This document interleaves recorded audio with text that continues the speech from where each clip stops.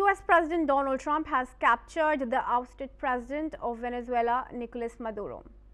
But we are now going to tell you how and why did the US arrest Maduro. On 3rd of January, Donald Trump announced that the US had successfully completed Operation Absolute Resolve, a coordinated mission to capture Venezuelan President Nicolas Maduro and his wife, Celia Flores. The operation capped months of secret planning by US military and intelligence agencies. Preparations included intensive rehearsals and the construction of a full-scale replica of Maduro's fortified safe house. Elite troops, including Army Delta Force operators, practiced breaching heavy doors and handling high-risk scenarios. According to reports, CIA teams had been on the ground since August, monitoring Maduro's daily routines, and a source close to the president tracked his location in real time. The planning and rehearsals for the operation were reportedly completed in early December. In mid-December, the US began seizing Venezuelan oil tankers, effectively imposing a blockade. Following this, covert CIA operations were launched inside the country, with a drone strike hitting a port facility. An agreement was also signed in December with Trinidad and Tobago for the United States military to access its ports. The operation was earlier considered on Christmas Day but was delayed due to bad weather. Trump gave his final authorization for the operation at 11 p.m. Eastern Time on January 2, Friday. A major military buildup had already been underway, including an aircraft carrier, 11 warships, more than 30 dozen F-35 jets, and over 15,000 troops. More than that, 150 aircraft, including F-22s, B-1 bombers, drones, and support platforms, were deployed from across the Western Hemisphere. The mission launched shortly before midnight, with troops moving under cover of darkness. More than 150 US aircraft, including bombers, fighters, and reconnaissance planes, struck targets around Caracas, including military bases and defense installations, to maximize surprise and limit resistance. As strikes ranged across the city, Delta Force and other special operations units entered Maduro's fortified compound. Troops faced fire but proceeded with speed and precision, breaching heavy doors and securing the location. Maduro attempted to flee to a safe room but was captured along with his wife. They were flown to the USS Iwo Jima, a US amphibious assault ship, where they were taken into custody and secured aboard the vessel for transport to US territory. They were then taken to New York's DEA detention facility to face drug trafficking charges. The operation was completed without US casualties, and the capture of Venezuela's leader marked an unprecedented US military intervention in Latin America. Joining me in this discussion is Ambassador Suresh Goyal, who is a former Indian diplomat, and he joins us from New Delhi. Thank you very much, Ambassador Goyal, for joining me in this discussion. Of course, it's a separate conversation whether Trump was, in his judicial limits to do the operation that he has conducted. But right now, let's talk about the operation itself. Operation Resolve was carried out with precise, strict precision, no casualties, and specific locations targeted. Maduro was flown out of the country without anybody really even knowing about it. What kind of planning do you think would have gone into it? Of course, months of planning, and Trump had been signaling this was coming. But it had just happened when Maduro had said that he was open for a dialogue. Yes. About some time from now, the strikes, and then Maduro's capture, his arrest, and he'll be produced in the court in US today. Talk to us about the details of the operation that he has carried out. Well, Kirti, I must say that the details that we have given, I don't have those details. So I must thank you very much, first of all, for sharing the details on this bulletin and making me really familiar with the kind of precision and the kind of details which the U.S. operation had procured and had inhabited. Now, the point, my simple point really here is two. Number one, uh, such precision of an operation is possible only if the armed forces who are conducting the operation or the Delta force, which is actually a police kind of an operation, it's not really, it's an FBI narco-terrorism operation, and therefore, in terms of definition, USA tried to, even though President Trump may call it aggression, war, etc., but it was basically a police operation to capture Maduro. Such kind of a precision is possible only if there was inside information with us. So somewhere down the line, there were people, I'm quite convinced of it, even though it is not really talked about, but I'm quite convinced that some people within Maduro's close circles, but how would the U.S. FBI agents would know where the safe house is, where to find him, and where to capture him? With all the police forces, you see the visuals trying to protect the palace. They get access to it without firing a bullet. So obviously, somebody either they just gave up, or somebody was actually in the operation with them. Uh, Number one. Number two, as far as Maduro has been taken to the district courts in New York, and he will obviously be prosecuted in the district court. But to the best of my understanding, it is going to be a sham case really for prosecution, because eventually the idea is to really prosecute and imprison Maduro. Maybe life or not, I don't know, but put him behind the bars on narco terrorism charges, and he has been already basically made a convict in this sense.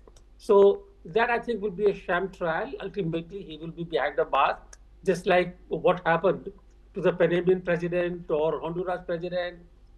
USA is very fond of being not just a policeman, but the judge and everything, and guarantor and prosecutor of all legal cases. Yeah. In America, they seem to be basically, uh, as they consider that to be the area of their influence. So that is number two. Number three, Trump has already announced that he intends to remain in Venezuela till there is a transition to an acceptable government in Venezuela. Now, define who is acceptable, who is not acceptable, whether elections which are supposed to take place after 30 days will elect like this, or will Trump try to ensure that somebody of his choice actually becomes the president? Because the idea really is that he wants to control the oil industry there in Venezuela, and he doesn't want somebody there who actually confronts him and who provokes him or challenges him. So all said and done, I think, uh, sorry, last point, in Maduro, in Venezuela, there are people who are opposed to Maduro. Whether it is against the international conduct or not is a different point. And I'm really shuddering to think if that tomorrow Trump decides that India has to be punished and they use Pakistan, which is their vassal state, or in Afghanistan, Bagram Air Base, they use the air bases in Pakistan to think of an operation of this kind for India. That would be really, really huge. But Trump, being the man what he is, he's so volatile. But nothing seems to be past him really. So what I'm saying here is that it has changed the way international affairs are conducted, but Venezuela, to all my understanding, is not going to remain really live fire uh, beyond a few days. And eventually, I think Trump will have control in Venezuela through an elected government or through a government of his choice. Indeed. All right, but let's discuss another point now.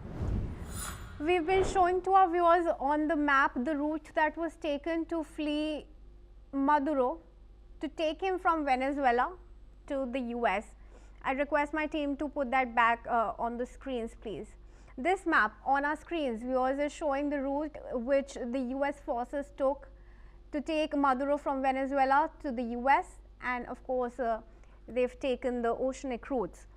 Ambassador Goel, you would know that Venezuela is using surveillance facilities that were provided to it by China. China has also invested about $100 billion in Venezuela. Now that the country comes under the control of the US, do you think it could backfire China? And does it also speak about the failure of Chinese services in what until people were believing Venezuela was using for surveillance? Good question, Kirti here. First of all, I do not know who were manning the surveillance station established by China in Venezuela. I assume that these were Venezuelan people, really.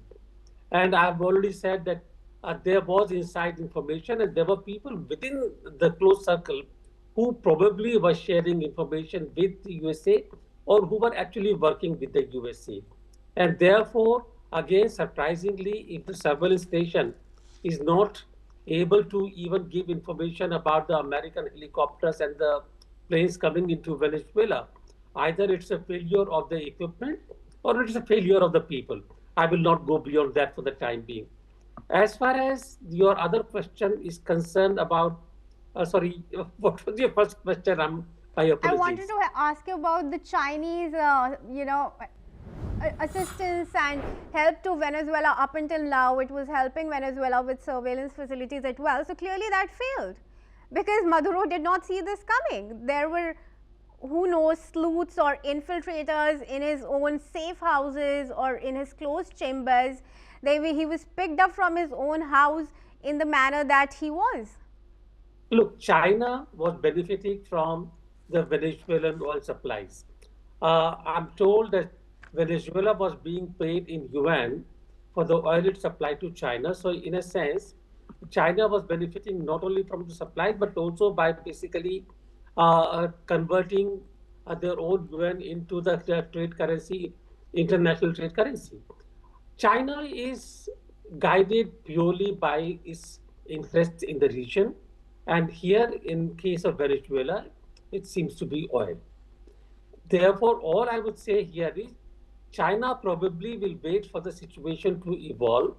We'll see which way the regime goes, and possibly either come to an understanding either with the USA or find other oil suppliers in the region, not in the region, maybe in Middle East or Iran, other sources for its own energy industry.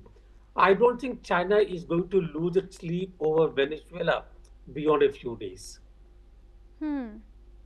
All right, we'll watch out for those developments. But thank you very much for joining me in this discussion for now, Ambassador Goel. And now moving ahead, viewers, let's also tell you that US Defense Secretary Pete Hegseth has said that American soldiers returned following the successful mission in Venezuela. Hegseth praised the dedication of US service members, calling it the best of America in action. When asked about congressional approval for future steps in Venezuela, Hegseth described the operation as a law enforcement exercise, but emphasized that Congress would remain involved. He stated that the next steps would ultimately be up to the Venezuelan people, but added that the US stands to gain both security and prosperity, particularly oil. Hegseth also hailed President Trump as a president of action, asserting that you don't get peace without strength. All right, I request Ambassador Goel to join me back in this discussion with his comment here. Okay. Sure, please go ahead. So, look, Hegseth as the defense secretary is a creation of Trump. I don't expect Hegseth or Rubio to say anything other than what Trump wants. Trump has clearly indicated and clearly projected the operation which he directed as a success of the US Armed Forces. He has said so many things in the press conference which I'm not going to repeat. Therefore, Hegseth saying that the military people from the US have returned after the successful operation is actually a statement of the fact. It's a statement of how Trump sees the operation. and clearly without any casualties on ground or in the air, coming back in totality after killing quite a few, I don't know how many Venezuelan people, and capturing Maduro and his wife. And it's rather shameful to see Maduro and his wife, president the day before, and the first lady the day before, being taken through the court like common criminals. Uh, one, I shudder really. This is not what I thought the international affairs was. But nonetheless, Trump has proved, and so has accepted at the command of Trump, that the military is always a ruler. The military might is the one which is going to call the shots. And that's a reason when we talk about United Nations Security Council, let us see what it can do. It's going to be basically just a parrot's voice. Hmm. Yes. Yeah, the UN is meeting tomorrow, so we'll indeed watch out for the developments that take place there. But thank you very much once again, Ambassador Goel, for